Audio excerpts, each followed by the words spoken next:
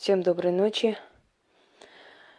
Прежде чем вам представлю этот алтарь и объясню, что к чему и почему, я хочу немножко так внести ясность. Дорогие друзья, когда я говорю, что настоящие практики никогда не бедствуют, что у настоящих практиков нету паники, страха остаться ни с чем,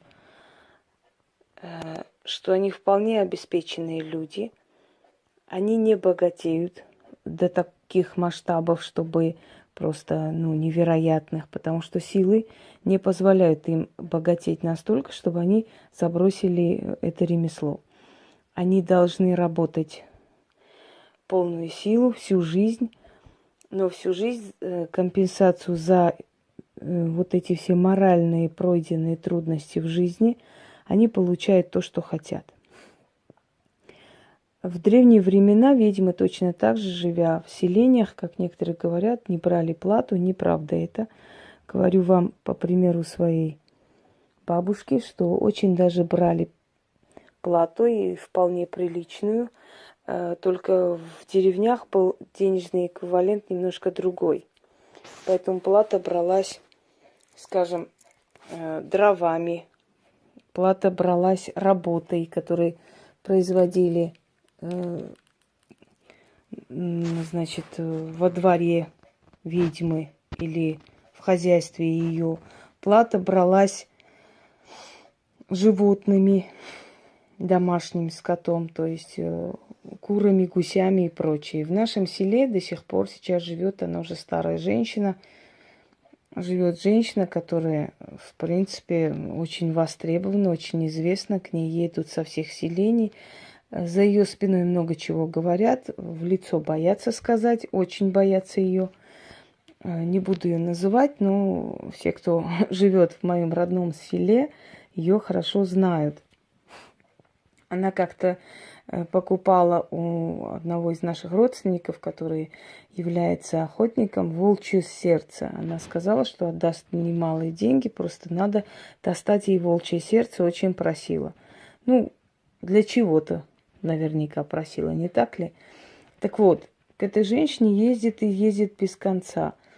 Привозят и бараны, и коров, и гусей. У нее нету нужды ни в чем. Просто сельское население, не имея денежного эквивалента, приносит то, что может принести и отблагодарить. Так вот, к чему я говорю? Что ни одна ведьма не будет нищенствовать, ни одна ведьма не будет жить в нужде. Никогда. Конечно, есть люди, которые, не владея, скажем, действительно магией, могут с помощью раскрутки некоторое время стать известными. Такие случаи есть, но это кратковременная радость, и за это очень большая плата. Это очень коротко длится. Если вы вспомните того же Кашпировского, Чумака и прочих чудодейственных людей, которые якобы были просто феноменами, но почему-то вот очень быстро про них забыли, и собрав некоторое количество денег, эти люди просто исчезли из поля зрения, их уже мало кто помнит. А вот про Вангу я этого бы не сказала, не так ли? Она до конца своих дней была востребована. Когда говорят, что вот в древние времена сколько не жаль, столько получали, то есть отдавали. Дорогие друзья, каждый практик, каждая ведьма, каждый колдун сам решает эквивалент платы. Либо этот человек принимает 50 человек за оплату, кому сколько не жалко, да, и в любом случае дополняет свои запасы денег и имущества, либо этот человек решает принять несколько человек в неделю, но довести до победного конца свою работу и назначать плату. В любом случае, кем бы ни занимался, какую бы практику вы не придерживались, какой бы практики, да, если вы хорошо смотрите на картах, если вы умеете работать рунами, неважно, как вы умеете, но если у вас есть эта сила, если вы действительно востребованный человек, то наверняка к вам будут идти люди. Как говорил Сталин, хорошего врача народ прокормит. А я говорю, хорошую ведьму народ озолотит. Кроме того, дорогие друзья, поймите одну вещь, что с ведьмами вступать в войну, в конфликт бесполезно. Потому что силы всегда займут сторону того человека, который им служит, который реально им служит, который принимает людей от них, который отдает энергию, который отдает свою личную жизнь во служение этим силам. Наверняка они примут сторону этого человека. Приходит такой момент, когда ты поднимаешься до такого уровня, что ты получаешь все, что ты хочешь. И причем очень быстро. Пространство тебя слышит и исполняет. Ты получаешь все, что ты хочешь. Может, людям кажется, что они сами хотят тебе это подарить и сделать. Это их воля, их желание. На самом деле ведьма руководит этим всем. Она сама это делает. Все, что происходит в жизни ведьмы, это с ее подачи, это с ее желания. Без ее желания ничего не происходит. Даже плохое, которое происходит, якобы, как всем кажется, оборачивается в хорошую сторону, в плюс, в ее пользу, в ее копилку. Так вот, если вы хотите получить украшения, вы их получаете. Есть определенный заговор. Если вы хотите защиту, вы получаете. Если вы хотите деньги, вы получаете. Вы получаете все, что вы хотите. Одно условие – верное служение этим силам до конца своих дней. И дальше ваше поколение и ваши дети, правнуки будут точно так же в почете, в обеспечении и прочее, прочее. Конечно, мы очень многое отдаем, это нелегко и непросто. Но в любом случае мы всегда будем получать то, что хотим. Именно потому, что у ведьмы есть свои секреты и тайны, через которые она тянет к себе и народ, и дары, и благодарность, и все, что ей нужно, дорогие друзья. Поэтому, когда говорят услуги, я 100 раз говорю, мы не служим никому, нам служат все служат нам. Мы сами руководим этим процессом. Человеку может показаться, что ты лучшая на свете, но человек в жизни не будет знать, что он оморочен только что тобой. Понимаете? Я не буду раскрывать секреты, но практики эти секреты знают. И они могут понравиться любому человеку. Любому человеку. И любой человек выполнит их желание, их волю, подумав, что это он сам так хочет, он сам так желает. Так вот, еще один секрет, еще одну работу я дарю практикам, еще один ритуал. Я как-то дарила вам обращение к лесным богам. Я говорила, что они любители кутежей, они любители толпы, и они собирают народ. Вы можете провести это для тех людей, которые к вам обращаются, да, или для себя. Созвать толпу, новые знакомства, новых людей и прочее, прочее. В данный момент я вам дарю ритуал, уважаемые практики, и те, которые смотрят на картах, и те, которые, у всех свое направление, да. У вас всегда будет толпа народу и просителей вашей помощи, если вы будете проводить этот ритуал. Проведите это, как только чувствуете, что это поток людей чуть-чуть уменьшается. У нас тоже бывают блоки, мы тоже отдаем много энергии, у нас тоже ослабляется жизненная энергия, энергия денег, естественно, что мы разных людей принимаем, это понятное дело, так что нам тоже надо обновлять все время энергию денег. Но первый показатель того, что ведьма востребована, это то, что она живет в достатке. Как бы кто ни говорил и ни думал. Первый показатель. Мы своим примером должны показывать, что магия работает, она приводит нас к удаче, она приводит нас к богатству и к желаемому. Если мы будем сидеть в порванном халате и говорить о богатстве, то кто нам поверит, что возможно через магию притянуть богатство или деньги, или дары, или все, что я хочу, правда? Это уже будет смешно. Так вот, дорогие друзья, бог Керн, Кернуниос, Церн, у него несколько обозначений, но он вообще в переводе это бог кельтов, в переводе означает рогатый бог. Его культ был настолько распространен, что даже римляне изображали его в виде зеленого человека, в виде божества в своих древних храмах. И даже на христианских храмах это изображение есть до сих пор. Так вот, Кернун, собственно говоря, образ его и остался, и образ сатаны, который рогатый и прочее, прочее, как раз взят с него. Он был бог магии, изобилия, животных, лесов.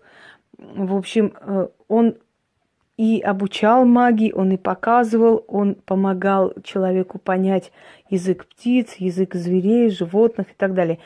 И он же и тот, который гонит людей к людям способным помочь им. То есть к людям магического направления гонит толпы со всех сторон. И если вы обращаетесь к нему, он вам столько людей приведет, что вы просто уже не будете знать, куда это все деть. Итак, если вам нужно определенное количество людей, обращайтесь к нему. Цернуна можно держать его изваяние только практикам, простому человеку не рекомендуется. Вам нужна душистая трава, в принципе, любая трава, которая вам подходит, которая вам нравится, вы можете положить на алтарь. Разноцветные свечи постарайтесь найти, потому что это символ пестроты, символ леса, символ всех цветов природы и прочее. И благовония. Если у вас есть статуэтка, я сейчас покажу, как работать со статуэткой божества. Вот это вот едкий дым, он немножко душит, потом надо будет проветрить. Итак, читать нужно столько раз, пока у вас голова не закружится. Но я постараюсь или 1, или 2 раза прочитать, посмотрим, насколько у меня хватит сил. В принципе. Итак, начнем. Секунду, чтобы не сбиться. Да. Неудобно, конечно, с этой штучкой. Да ладно.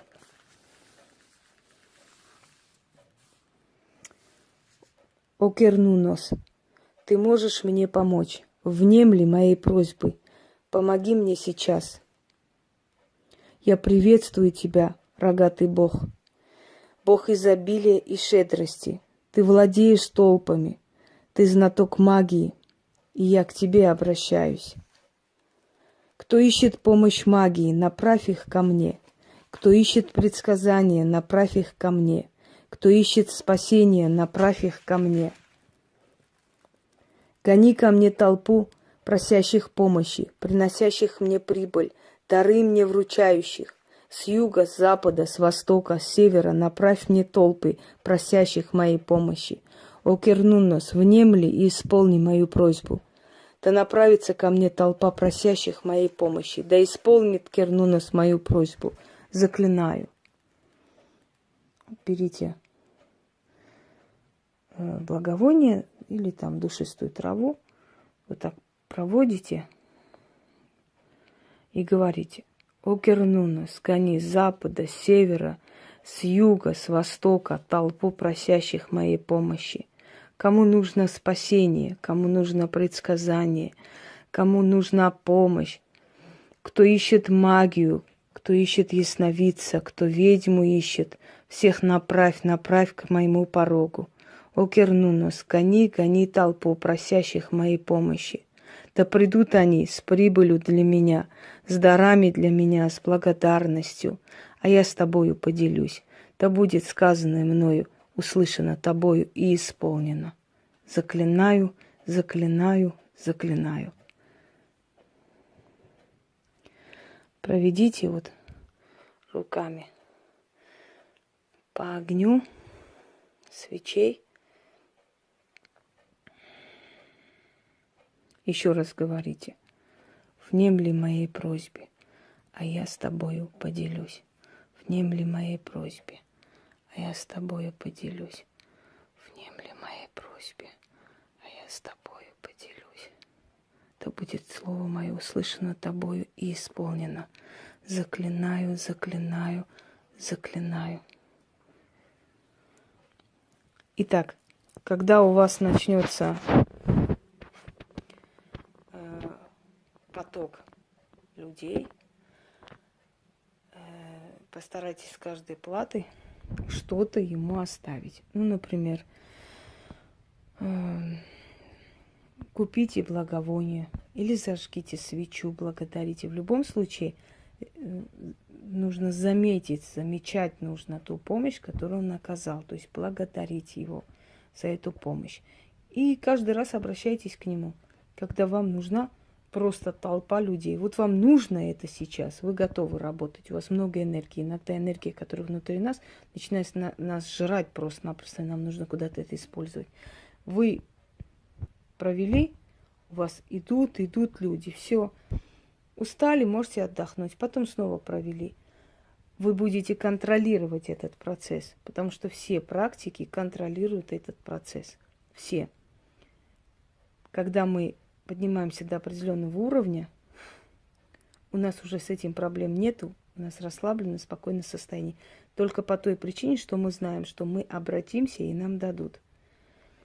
Пожалуйста, вот вам еще один ритуал в вашу копилку. Всем удачи!